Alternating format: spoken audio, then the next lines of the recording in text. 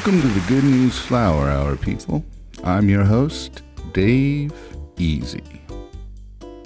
Shocking footage was released on the internet this week showing two Seattle sheriff's deputies pummeling a 15-year-old girl in a holding cell. The girl had been arrested for taking her mother's car without permission. One of the deputies, 31-year-old Paul Sheen, has been charged with misdemeanor assault. All 6'1", 195 pounds of him. We wish him good luck in prison, where his ability to throttle 15-year-old girls will surely serve him well. Come on, go big, give me a ride. All right. A study released this week by the Pew Center on the States delivers a staggering statistic. 7.3 million Americans, or 1 in every 31 adults, are in the nation's prison system. No other country comes close to matching this number. I'm stuck in Folsom Prison, and time keeps dragging on.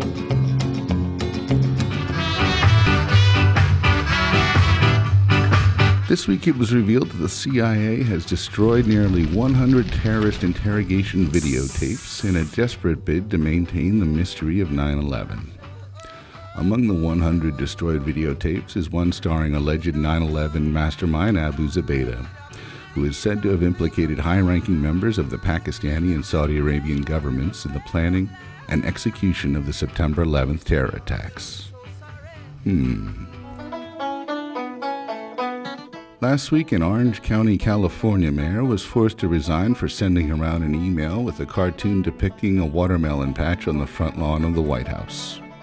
This week, Staten Island Community Education Councilman Salvatore Ballerino was forced to step down after forwarding an email that glibly joked about the lynching of the president's ancestors. I have black people in my family tree. Really? That's great! If I recall, they're still hanging there. The Obama administration threw open the curtain on Bush-era terror war secrets, releasing White House legal memos that called for the suspension of the U.S. Constitution. The conclusion, reiterated in page after page of documents, was that the president has broad authority to set aside constitutional rights. Fourth Amendment protections against unwarranted search and seizure, for instance, did not apply in the United States as long as the president was combating terrorism, the Justice Department said in an October 23, 2001 memo.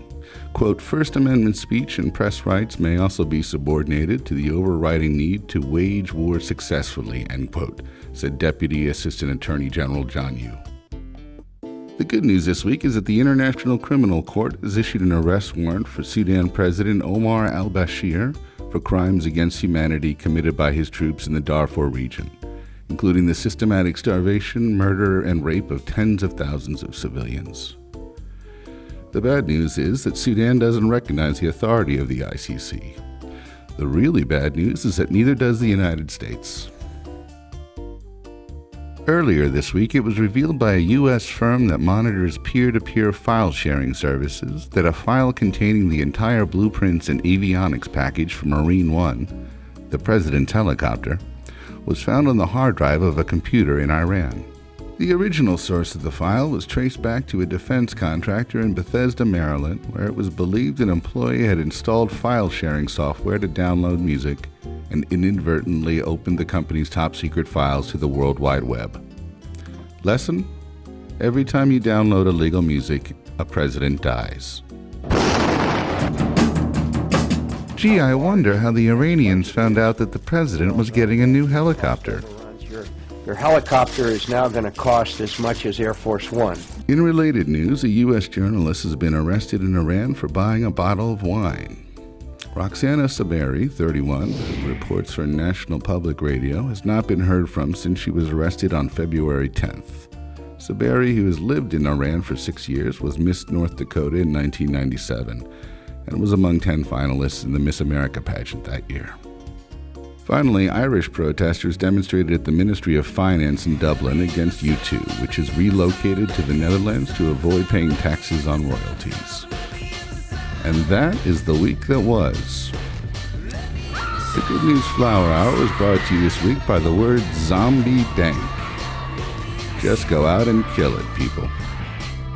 I hear the train a-coming, it's rolling around the bend, and I sunshine, 'cause I don't know when I'm stuck in Folsom Prison and time keeps dragging on. Yeah! But that train keeps rolling. By the way, I've already talked to Gates about a thorough review of the helicopter situation.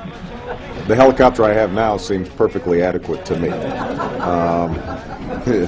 Of course, I've never had a helicopter before, so, you know.